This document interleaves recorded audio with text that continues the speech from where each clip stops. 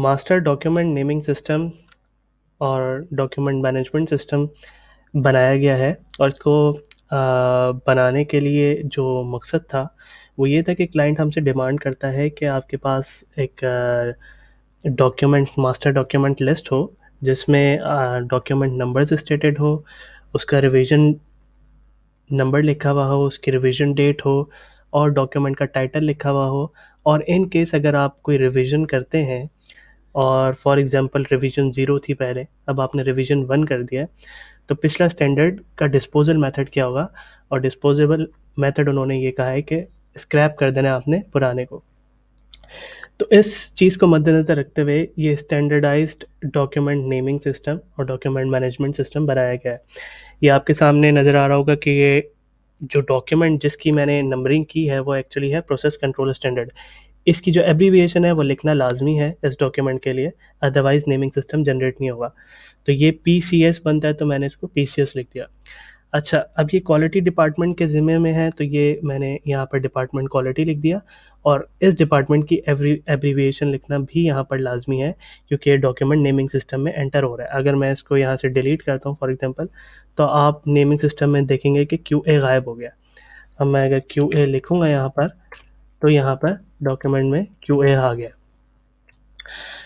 तो इस तरीके से ये डॉक्यूमेंट नंबर जनरेट हो गया। और ये डॉक्यूमेंट का नाम, ये इसने देखें PCS कहाँ से उठाया है, यहाँ से उठाया है, प्रोसेस कंट्रोल स्टैंडर्ड। और item code, part number, part name, ये इसने उठाया है। ये आप नीचे अगर शीट्स में देखें तो पार्ट लिस्ट आ रही है, मैं इस पर क्लिक करता हूँ तो ये आपको नज़र आ रहा होगा item code, part number, part name. ठीक है, ये इसने यहाँ से उठा लिया। और रिवीजन 0 जो है इसने यहाँ से उठाया। अगर मैं रिवीजन 0 को चेंज करता हूँ फॉर एग्जांपल रिवीजन 1, तो ये हमारे पास रिवीजन 1 आ गया। यहाँ पे अगर आप नोटिस करें तो नाम चेंज हो गया, रिवीजन 1 आ गया। इसको मैं दोबारा से ठीक कर देता हूँ। अच्छा, अब सवाल ये है कि ये इन केस हमारे पास कोई ऐसा सिनेरियो हो कि हमारा जो पार्ट लिस्ट है वो चेंज हो जाए, तो उसका डॉक्यूमेंट किस तरीके से बनेगा। लेकिन उससे पहले मैं आपको एक और चीज़ दिखा दूँ कि जैसे मेरे पास सिर्फ अभी ये प्रोसेस कंट्रोल स्टैंडर्ड PCS की शीट बनी हुई है। इसी तरह मैं PFC और PSISP और अदर क्वालिटी रिलेटेड डॉक्यूमेंट्स की भी इसी तरीके से नेमिंग सिस्टम बना सकता हूँ। वो कैसे बनेगा कि मैंने ये PCS की शीट पे राइट क्लिक किया, इसको मैंने मूव और कॉपी किया और यहाँ पर मैं गया मूव टू एंड में, तो यहाँ पे मेरे पास एक दूसरी शीट आ गई। इसका मैंने नाम चेंज किया PFC, फॉर एग्जांपल मैं प्रोसेस फ्लो चार्ट का बना रहा हूँ, प्रोसेस फ्लो चार्ट। मैंने यहाँ पे लिख दिया प्रोसेस फ्लो चार्ट। फिर डॉक्यूमेंट एब्रीविएशन में इसकी एब्रीविएशन बनती है PFC। इसी तरह डिपार्टमेंट मेरे पास क्वालिटी ही है और डिपार्टमेंट एब्रीविएशन QA ही है। तो अब अगर आप नोटिस करें तो ये डॉक्यूमेंट नंबर जो है वो चेंज हो गया। SRP QA PSMCL के बाद आप नोटिस करेंगे कि ये PFC हो गया है, प्रोसेस फ्लो चार्ट। ठीक है, और यहाँ पे डॉक्यूमेंट नेम में भी देखेंगे तो ये PFC हो गया।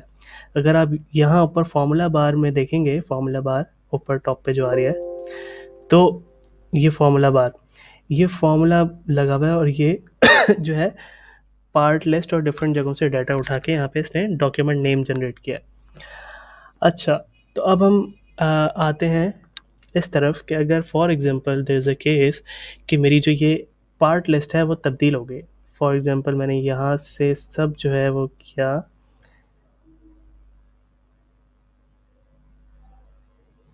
डिलीट। मैंने यहाँ से जब सब डिलीट किया तो ये देखें PCS में भी आपको कुछ नज़र नहीं आ रहा। ठीक है, सब गायब हो गया और PFC में भी सब गायब हो गया। तो अब इसको मैंने अपडेट करना है। सॉरी। तो अब ये मेरे पास कुछ टेंटेटिव शेड्यूल्स डाउनलोड हुए हुए हैं। इसमें एक ऑटोमोबाइल का है और एक मोटरसाइकिल का है। तो अब टेंटेटिव शेड्यूल से हमने पार्ट का डेटा उठाना है। टेंटेटिव लिस्ट से क्यों उठाना है, टेंटेटिव शेड्यूल से क्यों उठाना है, क्योंकि उसके अंदर सारे पार्ट्स के नेम होते हैं। अगर आप रेगुलर शेड्यूल जो फर्म शेड्यूल होता है उसमें सिर्फ वो नाम आ रहे होते हैं जो सुजुकी को चाहिए होता है। फॉर एग्जांपल अगर उस वीक के अंदर कोई पार्ट उसको नहीं चाहिए तो वो उस लिस्ट में नहीं होगा, लेकिन टेंटेटिव शेड्यूल के अंदर वो सारे पार्ट्स आ रहे होते हैं। तो हम सबसे पहले जो है वो ऑटोमोबाइल का शेड्यूल जो है वो एक्सट्रैक्ट करते हैं।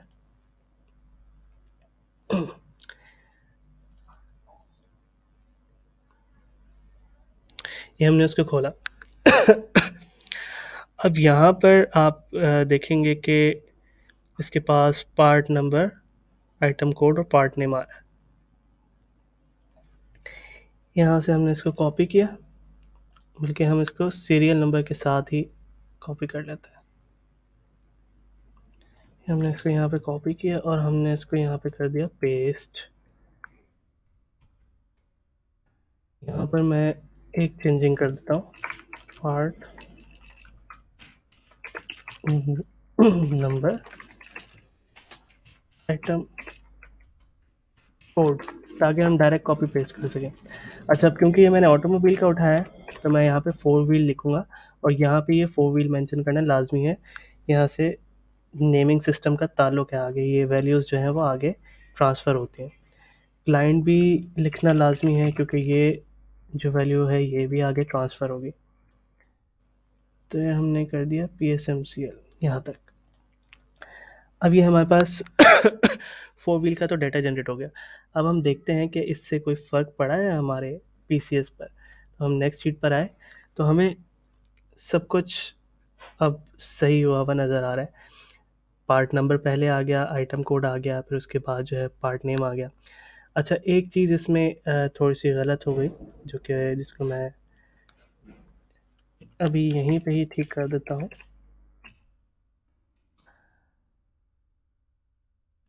कि स्पेस नहीं आ रहा था पार्ट के दरमियान और आइटम कोड के दरमियान, तो मैंने इसको जो है वो ठीक कर दिया है। अब आपको आइटम कोड के बाद स्पेस भी नज़र आएगा। अच्छा, इसी तरीके से हम 2 व्हील्स के पार्ट के बारे में भी यही वाला काम कर लेते हैं। इसी के नीचे हम पेस्ट करेंगे। अभी हम आते हैं मोटरसाइकिल के शेड्यूल में, इसको हमने एक्सट्रैक्ट किया।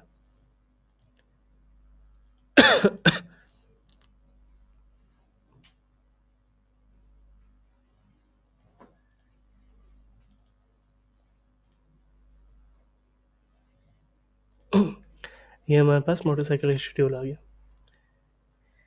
इसको मैंने पार्ट नेम तक सीरियल नंबर से पार्ट नेम तक नीचे तक कॉपी किया और इसको मैंने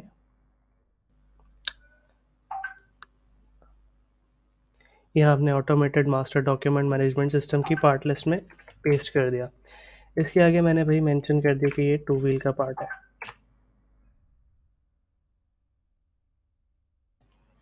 और चूंकि ये PSMCL का ही है तो मैंने PSMCL को ही यहाँ पे लिखा।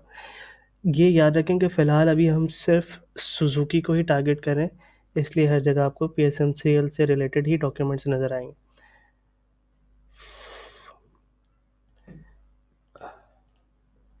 ठीक है।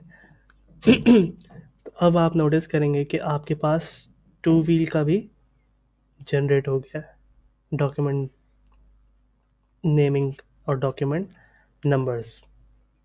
तो this is how this system works. तो होपफुली कि ये डॉक्यूमेंट नेमिंग और नंबरिंग का जो इशू है ये इससे रिजॉल्व हो जाएगा। PFC में भी हम देखते हैं तो ये सब अपडेट हो गया। Thank you.